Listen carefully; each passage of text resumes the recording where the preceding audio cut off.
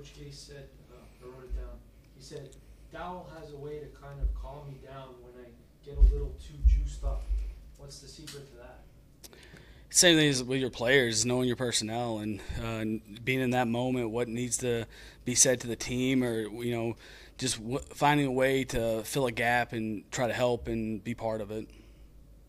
I want to ask you about third downs, which we've talked about Yes. for the past 6 weeks. 6 weeks. Yes. If you know that, okay, getting third and manageable is the issue, if you know that, can't have penalties, how come they keep happening?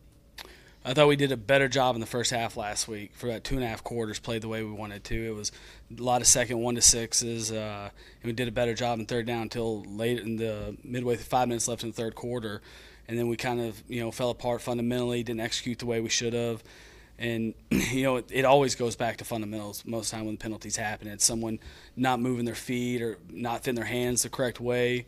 And those are things that we need to get knocked out in practice on Wednesdays, Thursdays, and Fridays and individual. And it's important that you go out, and that's why practice is so important, is because if you don't take individual 20 minutes really serious and fix the fundamental flaws you have or bad technique, then they show up on Sundays. And, we always talk about it around here, game day or practice, practice execution becomes game day reality.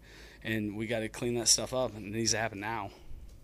When Kalen gets a couple plays from scrimmage, Yeah. I imagine it's not because Frank and Kenyon are exhausted. Is it just because he shows you things in practice where you want to inject him a little bit? Yes, sir. And that's Balaj's done a really good job to this point, becoming a pro. He's not there yet, but he's starting to learn how to practice.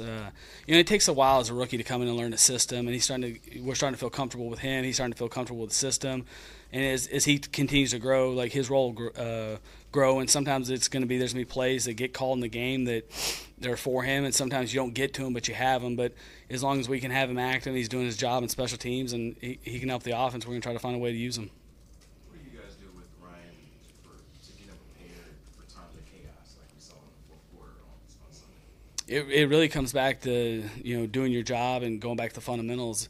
A big part of that quarterback is the other 10 guys doing their job around him. That's how you get good quarterback play, and when things are going bad, when we get beat inside on about to give up a sack, you need to eat it and not turn the ball over and be smart with it and understand that, if you end the series with a punt, sometimes that's what you have to do in those situations, but you can't let someone else's mistake become yours, and just rely on your fundamentals.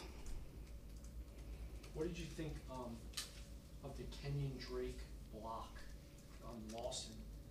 I remember Lawson used to battle with Tunsil in the SEC, and then Drake on the screen pass. He was a little chip block, but he did more than chip, right? Yeah, he did. And we talked about those chip blocks. Obviously, that's going to be a big. We're playing the team with good pass rushers like we did last week and every week. But when I first got here, I started watching tape and started studying these guys. That was the one thing that stood out with 32 is does a really good job in pass pro, and he stuck his face in there, and he's aggressive when he has a chance to chip and do those things. He does a good job at those. And you're in 3rd and 16, and most time you're just trying to call a play, not to put your quarterback in a bad spot. And he does a great job chipping, getting out, and making a heck of a run after the catch. So it's a strength of his game. He takes pride in being part of the protection unit, and that's sometimes when sacks happen, it's not always just on the offensive line. It can be on the quarterbacks, receivers, and backs, and he takes a lot of pride in being part of that protection unit, being a strength for us. Obviously, Juwan has a tough matchup this week with Lil Mac.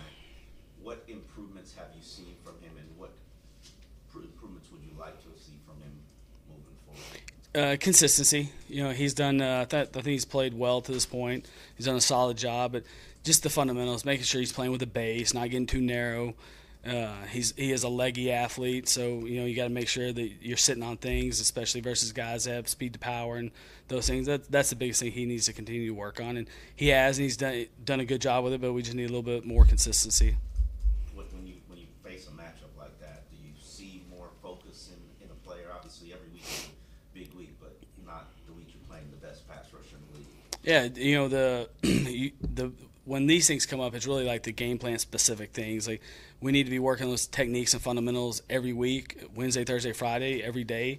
But you do stuff in the game plan to help those players and make sure that you can. There's gonna be times when you're gonna have to block that guy one-on-one, and you try to do as much as you can with that guy that hopefully give him a bunch of different looks and different things. And You know, and at the end of the day, you just got to rely on your fundamentals.